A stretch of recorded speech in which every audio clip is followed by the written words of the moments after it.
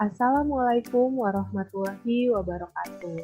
Selamat datang di tutorial mata kuliah Fisiologi dan Pengukuran Kerja bersama Laboratorium Desain Sistem Kerja dan Ergonomi. Sebelum kita memulai praktikum Fisiologi Kerja, marilah kita awali dengan berdoa bersama-sama. Berdoa dimulai. Berdoa selesai.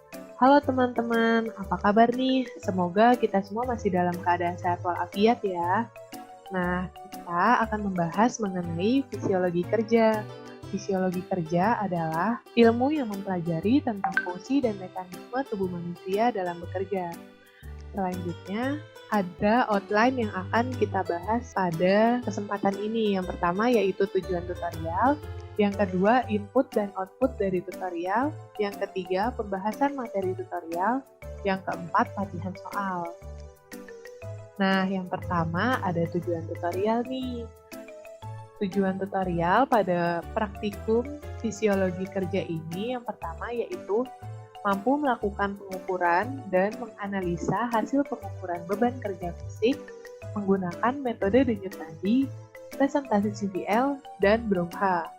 Yang kedua, mampu menghitung besar energi yang dikeluarkan atau energi ekspenditur pada suatu pekerjaan tertentu berdasarkan intensitas detak jantung atau denyut nadi.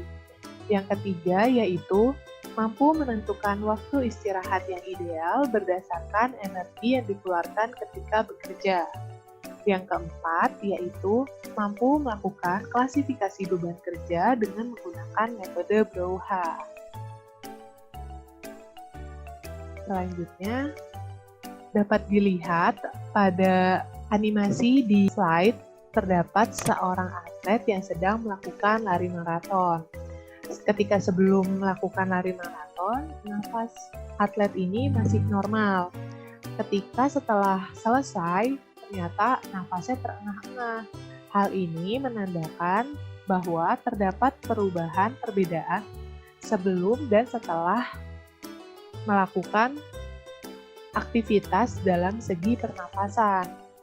Nah, kemudian dia merasakan jantungnya berdebar lebih kencang. Perbedaan denyut nadi sebelum dan sesudah aktivitas ini dapat dicek dengan banyak metode. Salah satunya yaitu dengan menggunakan wrist blood pressure. Kemudian, pelari ini ingin mengecek apakah dia sudah sampai ke batas maksimalnya atau belum. Nah, untuk mengecek batas maksimalnya bisa menggunakan banyak metode. Salah satunya yaitu presentasi CVL, yang nantinya menggunakan interpretasinya sebagai acuan. Nah, selanjutnya, pelari ini ingin mengetahui seberapa lama ya waktu yang dibutuhkan tubuhnya untuk memulihkan diri ke keadaan yang semula. Nah, salah satu yang dapat diimplementasikan yaitu metode Brouwer. Nanti hasilnya terdapat apakah pekerja ini masuk ke dalam kategori yang seperti apa dan juga dapat dianalisis juga waktu istirahatnya.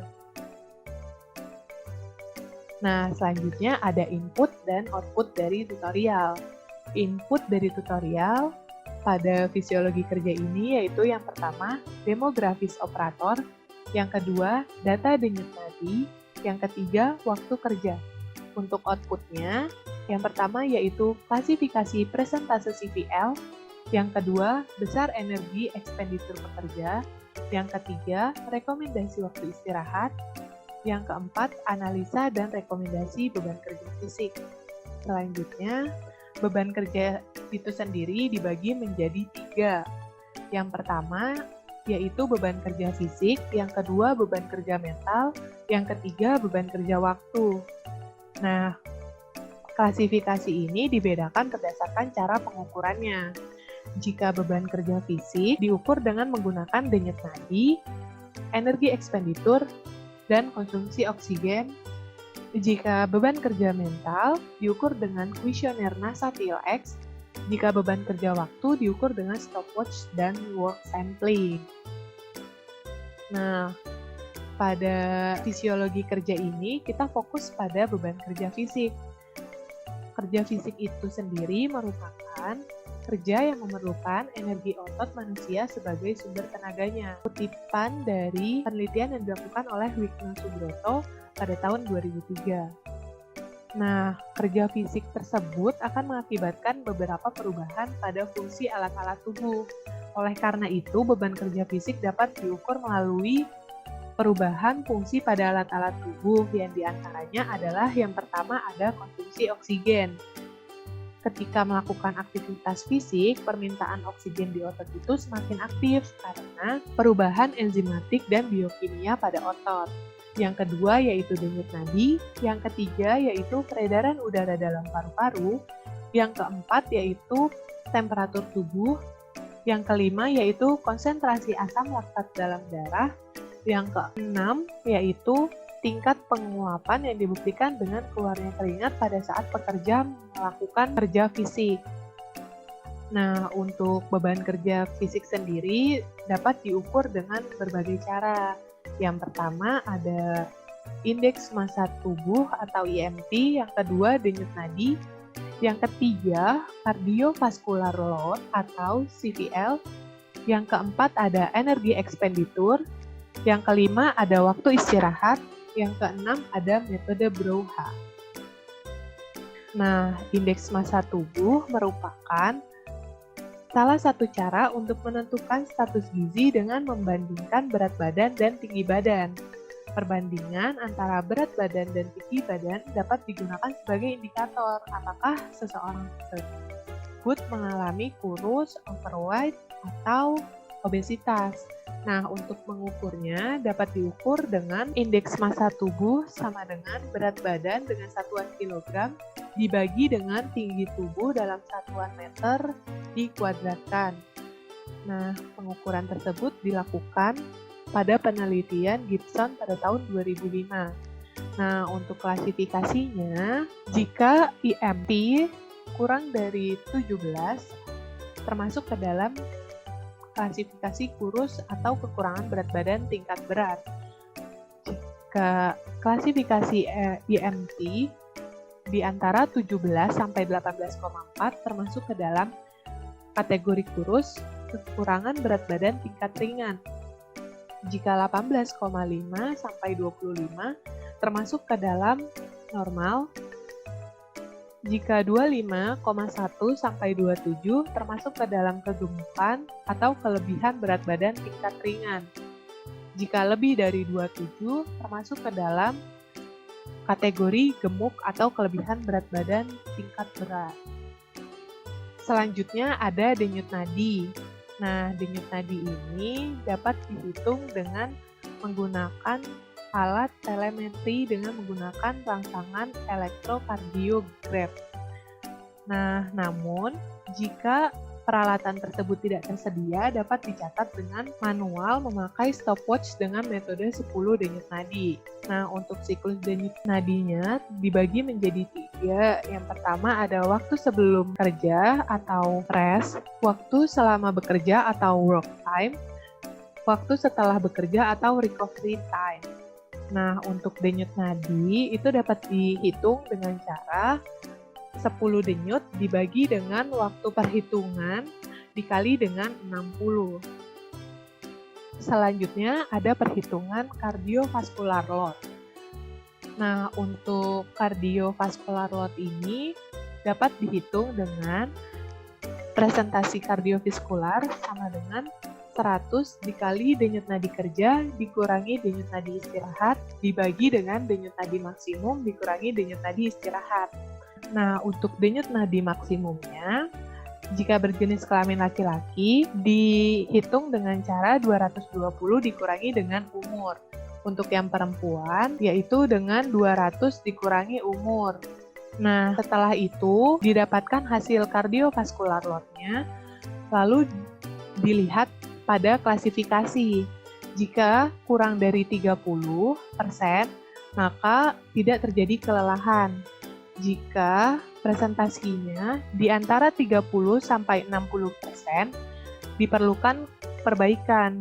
Jika 60 sampai 80% kerja dalam waktu singkat, 80 sampai 100% diperlukan tindakan segera, Jika presentasi kardiovaskular load-nya lebih dari 100%, itu tidak diperbolehkan untuk beraktivitas. Nah, selanjutnya ada energi ekspenditur atau energi yang dikeluarkan untuk bekerja. Nah, beberapa penelitian fisiologi kerja menunjukkan bahwa energi yang dikeluarkan untuk bekerja berbanding lurus dengan jumlah konsumsi oksigen dan denyut jantung. Nah, untuk klasifikasi beban kerjanya dapat dilihat di slide.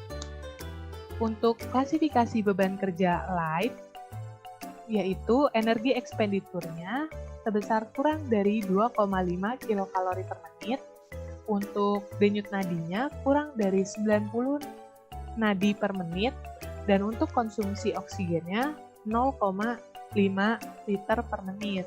Nah, untuk pembacaan klasifikasi beban moderate, heavy, very heavy, extremely heavy, itu sama. Selanjutnya, yaitu ada waktu istirahat. Nah, untuk perhitungan waktu istirahat itu dapat dihitung dengan waktu istirahat yang diperlukan dalam satuan menit sama dengan total waktu shift kerja dalam satuan menit dikali dengan rata-rata energi yang dikeluarkan dalam satuan kilokalori per menit dikurangi dengan energi yang dikeluarkan untuk shift kerja atau kilokalori per menit. Energi yang dikeluarkannya bisa 4 atau 5. Nah, selanjutnya yaitu rata-rata energi yang dikeluarkan dikurangi dengan 1,5, yaitu energi yang diperlukan saat istirahat dalam satuan kilokalori per menit. Perhitungan ini berdasarkan penelitian yang dilakukan oleh Murrell pada tahun 1965. Selanjutnya ada metode Brouwer.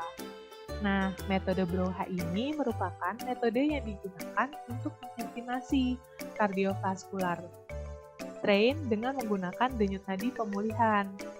Metode ini diusulkan oleh Kilbon pada tahun 1992. Nah, keuntungan dari metode ini adalah sama sekali tidak mengganggu atau menghentikan pekerja karena pengukuran dilakukan tepat setelah subjek berhenti bekerja. Nah, untuk metode Brouwer ini terdapat denyut nadi pemulihan yang dihitung pada akhir 30 detik menit pertama, kedua, dan ketiga, yang kemudian hasil denyut nadi yang didapatkan dikalikan dengan 2.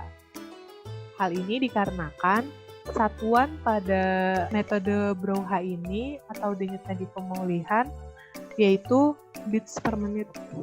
Padahal datanya hanya 30 detik, maka dari itu dikalikan dengan 2. Nah, selanjutnya yaitu tabel klasifikasi beban kerja dengan metode Brouwer.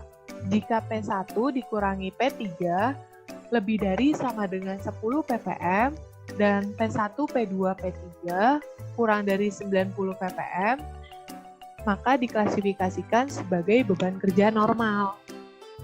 Jika P1 dikurangi P3 lebih dari 10 ppm dan P1 kurang dari 110 ppm, maka klasifikasi beban kerjanya yaitu tidak berlebihan. Selanjutnya yaitu P1 dikurangi P3 kurang dari 10 ppm dan P3 lebih dari 90 ppm, maka beban kerjanya termasuk ke dalam berat atau perlu dilakukannya perancangan sistem kerja. Nah, jika perhitungannya tidak masuk di salah satu klasifikasi, berarti hitungan nadinya itu tidak presisi. Klasifikasi ini dilakukan oleh Tayari dan Smith pada tahun 1997. Nah, kita langsung masuk ke contoh soal. Orang pekerja berjenis kelamin laki-laki berusia 20 tahun melakukan aktivitas pekerjaannya, yaitu memindahkan bahan baku secara manual. Setelah diteliti, denyut nadi kerja dan denyut nadi istirahat pekerja tersebut adalah 125 denyut per menit dan 80 denyut per menit. Hitunglah presentasi CVL-nya. Nah, presentasi CVL tadi dihitung dengan cara 100 dikali denyut nadi kerja dikurangi denyut nadi istirahat dibagi dengan denyut nadi maksimal dikurangi denyut nadi istirahat. Nah, pada kasus ini, denyut nadi kerja yang diketahui di soal yaitu 125 dan denyut nadi istirahatnya yaitu 80. Untuk denyut nadi maksimalnya, karena pekerjanya berjenis kelamin laki-laki, maka dapat dihitung dengan 220 dikurangi usia, yaitu 20, sehingga diperoleh denyut nadi maksimalnya yaitu 200. Lalu dikurangi dengan denyut nadi istirahat, sehingga presentase CVL-nya diperoleh yaitu 37,5%. Nah, contoh soal tadi sebagai penutup untuk perhitungan beban kerja fisik yang dapat dilakukan.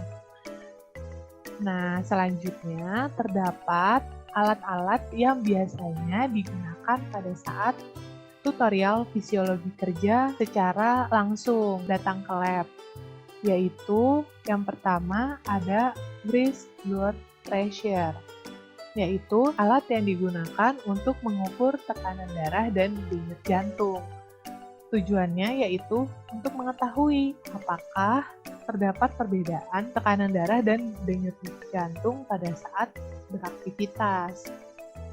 Selanjutnya yaitu ada spirometer. Nah, spirometer ini digunakan untuk menilai status faal atau fungsi paru-paru. Nah, tujuannya yaitu untuk mengetahui adanya hambatan pada pernafasan atau tidak, yaitu obstruksi dan restriksi. Nah, alhamdulillah untuk penjelasan materi mengenai fisiologi kerja telah selesai.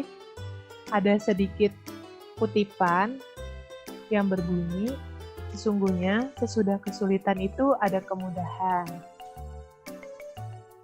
Semoga teman-teman mendapatkan ilmu dan pengetahuan yang baru. Kurang lebihnya mohon maaf. Sekian dan terima kasih.